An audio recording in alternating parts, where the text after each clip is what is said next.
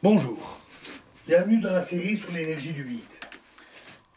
L'expérience au XIXe siècle a montré que la lumière était une onde électromagnétique, comme les ondes radio, les ultraviolets, les infrarouges, les rayons X, les rayons gamma. Chaque catégorie ne différant que par la fréquence ou la longueur d'onde. C'est-à-dire que c'est une combinaison de champs électriques et magnétiques qui est répandue dans tout l'espace, ou du moins là où il y a la lumière, qui oscille périodiquement et tout en se propageant, comme une vague, à la vitesse de la lumière, 300 000 km par seconde. Mais les études de Planck sur le corps noir à la fin du XIXe siècle et d'Einstein au début du XXe siècle, sur l'effet photoélectrique, ont montré qu'elle était en réalité composée de petits paquets insécables, donc un paquet est une entité à part entière qu'on ne peut pas couper, de petits quantas, appelés maintenant photons, et chaque photon a une énergie précise, E égale H fois nu, où H est une constante universelle, appelée constante de Planck, qui a une valeur très petite, très très petite, ce qui fait que chaque photon individuel a une énergie minuscule, et nu est la fréquence d'oscillation de l'onde électromagnétique. Plus tard, ce comportement fut vérifié aussi pour toutes les autres particules, telles que l'électron.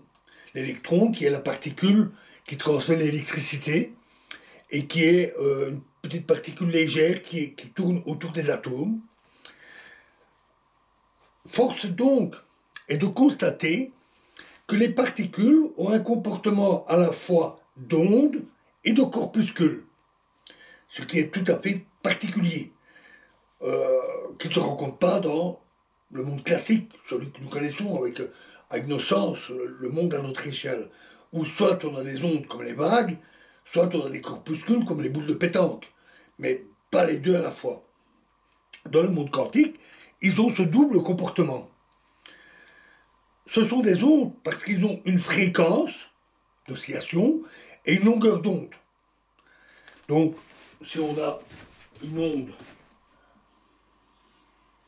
donnée qui se propage, à un endroit donné, on voit les paquets passer avec une certaine fréquence et la distance entre deux bosses, qui se note traditionnellement par la lettre grecque lambda, est la longueur d'onde. Ils subissent aussi des interférences. C'est-à-dire que lorsqu'on a deux ondes qui s'additionnent, qui se recouvrent en un endroit donné et ainsi se cumulent, on va avoir la somme des deux ondes qui va donner une onde deux fois plus grande. Sauf si les deux ondes sont décalées, donc l'une monte quand l'autre descend, à ce moment-là, la somme s'annule. Ce qu'on appelle les interférences. On en reparlera avec l'expérience de Young. Mais un photon ou un électron ont aussi des grandeurs quantifiées. Une énergie précise pour un photon ou un électron, une charge électrique pour l'électron, etc. Et leur impact sur une cible, un écran, comme un écran de télé cathodique, les anciennes télévisions, ou une plaque photographique, donne un point. On peut essayer de voir, au moins en première approche, parce que ce n'est pas suffisant, on peut essayer de voir une particule comme un petit paquet d'ondes. Donc, un petit paquet d'ondes localisé dans l'espace qui vibre et puis s'éteint. Donc, un petit paquet d'ondes qui a la forme suivante. Dans la direction de propagation, on va avoir une petite oscillation qui s'amplifie, puis qui diminue, formant ainsi un paquet d'ondes avec une certaine longueur et une certaine vitesse de propagation.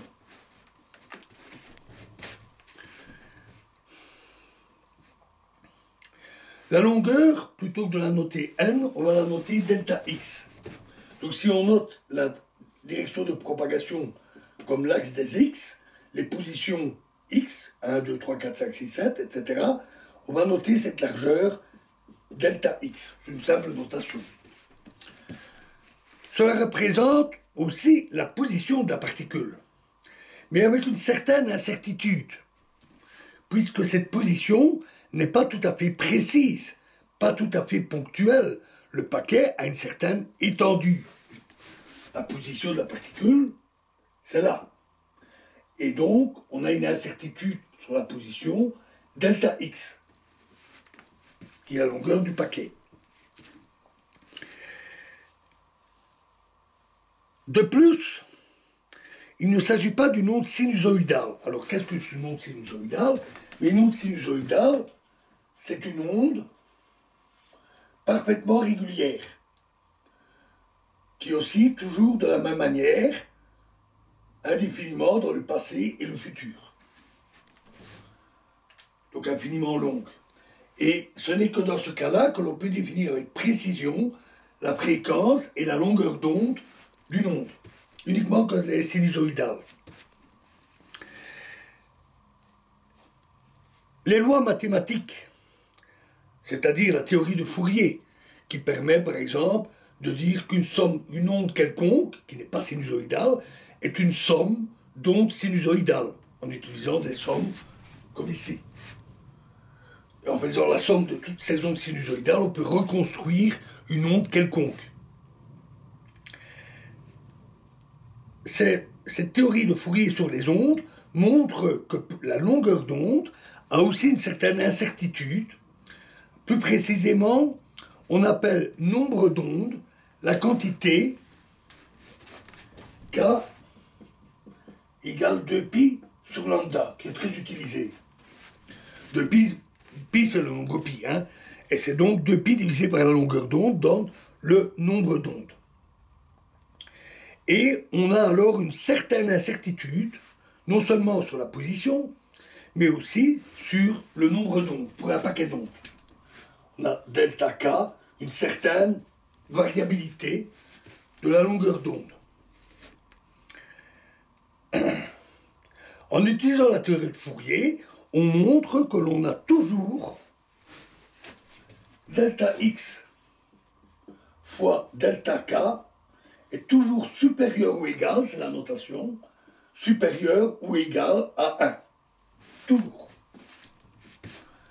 Et ce, quelle que soit la forme du paquet d'ondes. Qu'il soit plus ou moins étalé, plus ou moins concentré, avec des bosses qui varient, tout ce qu'on veut, c'est toujours cette relation. Si nous admettons que les particules sont des ondes, alors on doit avoir la même relation pour les particules.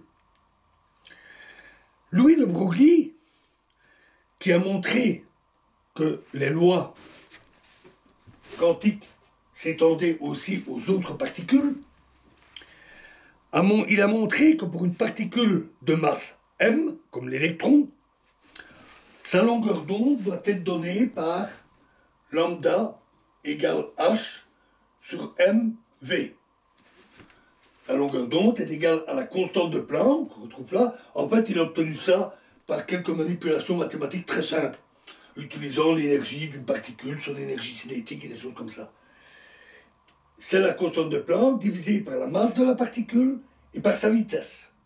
Donc plus la vitesse de la particule est grande, plus sa longueur d'onde est petite. Notons aussi, parce que c'est très utilisé également, l'impulsion d'un objet de masse m. L'impulsion d'un objet, c'est en quelque sorte sa quantité de mouvement. Un objet de masse m et de vitesse v a une impulsion que l'on note p équivaut la masse fois la vitesse. On n'aura pas plus de maths que ça dans toute cette série. Ça, c'est les trucs les maths, on peut appeler ça des maths, des simples multiplications, divisions, additions. Ça n'ira jamais plus loin. Et donc, un petit calcul, utilisant la relation de Broglie, cette relation-là, etc., tout ce qu'on veut, on peut les manipuler, et la relation ici pour les ondes, et on montre alors que l'on a delta x fois delta p est supérieur ou égal à h sur 2pi, constante de Planck divisé par 2pi, que l'on note plus habituellement h bar. H sur 2pi est souvent noté h bar, parce qu'on le rencontre tellement souvent qu'on a préféré lui attribuer un symbole. Alors cette relation n'a pas été découverte par de Broglie, elle a été découverte par Heisenberg. À l'époque, on commençait à découvrir les propriétés quantiques, c'est-à-dire ce comportement bizarre, à la fois onde et corpuscule, suite aux travaux de Planck et Einstein. Bohr, qui étudiait l'atome, a essayé d'établir une théorie qu'on appelait la première théorie quantique, qui était un modèle de briques et de broc, qui mêlait les théories, les propriétés classiques et quantiques, qui a donné un certain nombre de résultats importants, mais qui était presque mort-né, parce que c'était un modèle un peu hybride. C'est Heisenberg qui a créé la première théorie quantique, réellement quantique. On parle souvent de Schrödinger. Dans la vulgarisation, c'est souvent lui qui est cité. C'est vrai, l'équation de Schrödinger est aussi une formulation de la physique quantique, qu'il a trouvée de son côté plus tard. Et les deux ont été montrées, celle de Heisenberg et celle de Schrödinger, ont été montrées équivalentes par Dirac. Et Heisenberg, qui étudiait aussi les atomes, leurs propriétés, qui essayait de faire tenir tout dans un cadre cohérent, a, en manipulant toutes les données, a compris et a découvert cette relation. C'est lui qui a trouvé cette relation. Il ne l'a pas trouvée avec les ondes, il l'a trouvée à partir des propriétés des atomes. Et on l'appelle donc principe d'incertitude de Heisenberg. Nous dirons plus tard principe d'indétermination de Heisenberg, et nous verrons pourquoi.